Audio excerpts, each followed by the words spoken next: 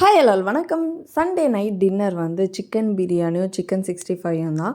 நம்ம எப்போவுமே ஒருத்தருக்காக பார்த்து பார்த்து செய்யும்போது அது ஏதோ ஒரு சொதப்பலாக வரும். பட் ஏனோ தானோன்னு செய்யும்போது வந்து நல்லா வரும். இதை நான் நிறைய முறை வந்து எக்ஸ்பீரியன்ஸ் பண்ணியிருக்கேன். நீங்களும் அந்த எக்ஸ்பீரியன்ஸ் இருக்கான்னு கண்டிப்பாக சொல்லுங்கள். நெக்ஸ்ட் டே மார்னிங் வந்து அழகாக ஒரு காஃபியை குடிச்சிட்டு காலையில் டிஃபனுக்கு வந்து வெங்காயம் தக்காளி சட்னி, தங்க பிள்ளைக்கு வந்து தோசை, ஸோ எங்களுக்கு வந்து இட்லி சாப்பிட்டு முடிச்சுட்டு கவினுக்கு கொஞ்சம் லெமன் ரைஸ் கலரணும், ப்ளஸ் பொட்டேட்டோ ஃப்ரை ரெடி பண்ணியிருந்தோம். இன்றைக்கி லன்ச் வந்து எனக்கும் என் ஹஸ்பண்ட்க்கு மட்டும்தான். ஸோ அதனால் லெமன் ரைஸ் பொட்டேட்டோ ஃப்ரை கொஞ்சம் சேர்த்து பண்ணியாச்சு. தங்க பிள்ளை ஹேர் கட்லாம் பண்ணிவிட்டு க்யூட்டாக இருந்தான். அப்புறம் கொஞ்சம் ஃபோட்டோலாம் எடுத்துகிட்டு அவனை ஸ்கூலுக்கு அனுப்பி வச்சதுக்கப்புறம் பழைய சாதத்தில் வந்து கொஞ்சம் அரிசி வத்தல் போட்டேன். இது என் பையனுக்கு ரொம்ப பிடிக்கும். சரி அவனுக்காக அப்படின்றதுக்காக சரி கொஞ்சமாக இருந்ததுனால அப்படியே போட்டு வச்சாச்சு. மதியம் எங்களுக்கு எக்ஸ்ட்ராவாக கொஞ்சம் தயிர் சாதம் தான் கிளறியிருந்தேன். ஸோ எங்களோட லன்ச் மெனு அவ்வளோதான்.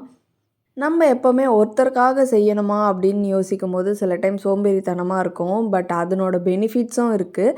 நம்மளுக்கு பிடிச்ச ஒரு சிம்பிளான ரெசிபியை அழகாக செஞ்சு சாப்பிடலாம். தயிர் சாதமும் உருளைக்கிழங்கு பொரியலுக்கும் செம்ம காம்பினேஷனாக இருந்தது. அந்த பொட்டேட்டோவும் நல்லா கிறிஸ்பியாக இருந்தது.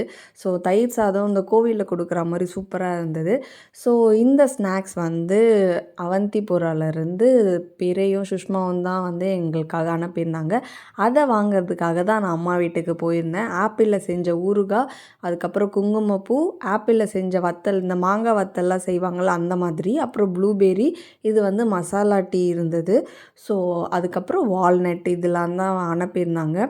ஈவினிங் போல் தங்க பிள்ளைய கூட்டிகிட்டு போய் அம்மா வீட்டில் போய் இதெல்லாம் வாங்கிட்டு நைட் டின்னர் அங்கேயே முடிச்சாச்சு. முட்டை தோசையும் பைத்தம்பருப்பு சாம்பாரும் தான்.